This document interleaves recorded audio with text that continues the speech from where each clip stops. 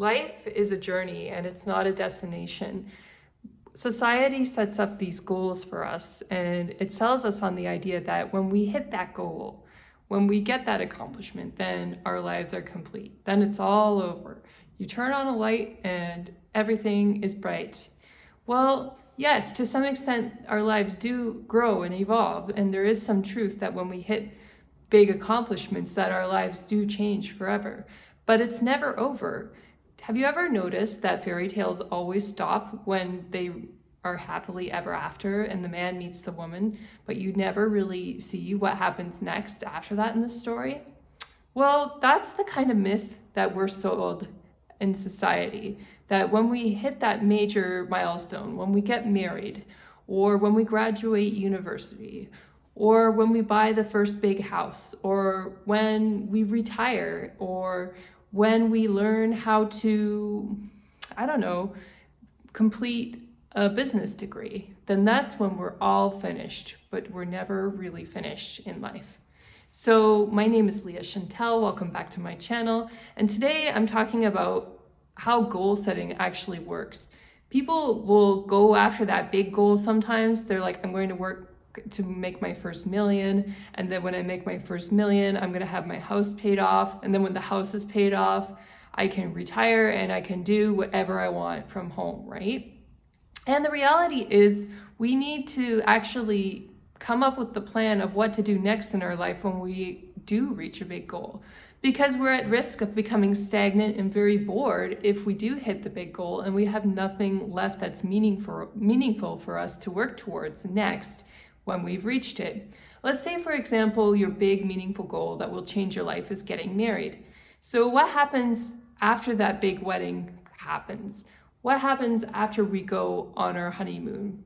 When you're actually sitting at home and you're living with the other person, you know, in fairy tales, when they say happily ever after, they never talk about what happens after people get together, after they get married. But that's actually probably when the biggest challenge begins, because then you actually have to live with another person and get along with them and figure out how to make things work without getting into some kind of abusive or toxic dynamic with them, right? It's so easy to fall into that because we've been raised in a society that to some extent celebrates negativity, right?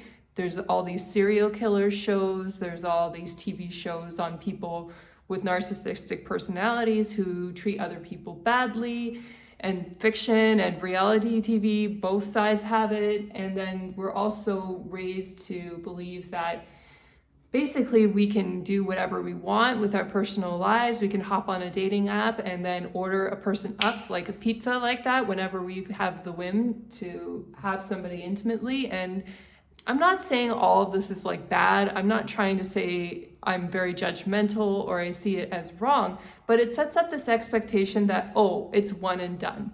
We do it once and then it's finished, and we turn on a light and it's all over. Boom, pizza delivered, all done. And that's just never true. Our lives were never meant to be simple. They were never meant to be convenient or finished. We are always in progress. We are always reaching our goals, and we need to have the next thing set up when we do reach a goal. So when you do post your first video on social media, what happens next?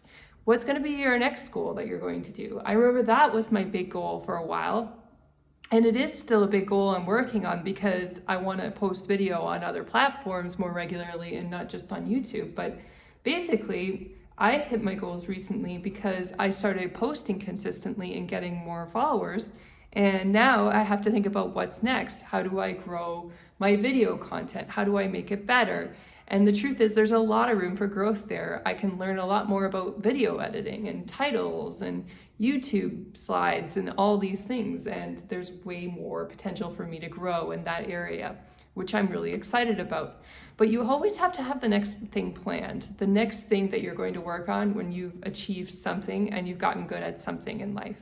Because what happens, say for example, you retire and you don't have the next phase of your life planned, when you finish working at a day job and you sit at home and you're retired, you have nothing to do but watch TV, or maybe wait for that one day when your son or daughter calls and wants to visit. But maybe that's once or twice a year. What are you going to do with the rest of your year? Are you going to go volunteer somewhere? Are you going to make new friends? Are you going to go for walks out in nature? What will you do in winter when it gets too cold and slippery to go outside? All of these things you need to be thinking about and planning before you hit that major goal of retirement. You always want to be thinking about what you're going to be doing next and set the next thing up so that you're constantly in a period of growth, you're constantly enjoying life, and that way you don't grow stagnant. That's how you stay beautiful, that's how you stay dynamic in life, and other people will see you and see what you're working on, and they'll be inspired as well by your accomplishments. And that's one of the key components to success in your relationships. A lot of times relationships don't work because people don't respect you, and the reason why sometimes is because we don't have a lot of positive things going on in our lives. Maybe we do have a job, but we're not doing anything in our spare time. Maybe we have hobbies, but we don't work and we're financially dependent on somebody else. So these situations sometimes can cause problems in our relationships because people don't see us as independent, they don't respect us. And I'm not saying you should be chasing after their approval by any means. But having said that, the more independent and the more growth that we experience in our lives, the likelihood goes up that automatically, naturally, people will respect us more and treat us better. Of course, there's more to it than that, and we have to learn good boundaries and learn how to be healthy in our relationships for sure. These things are very important. But if you only learn these tactics and tools and you don't really do anything with your life, people don't tend to respect that. Even if you know everything, you'll be seen as a know-it-all, but you won't really put it into action that well because you'll be still depending on other people, for your validation. When you can't earn income yourself, you're going to be dependent on somebody else doing it for you, right? And that doesn't necessarily garner a lot of respect, either way, if you're a man or a woman. So it's good to have all of it going for you, right?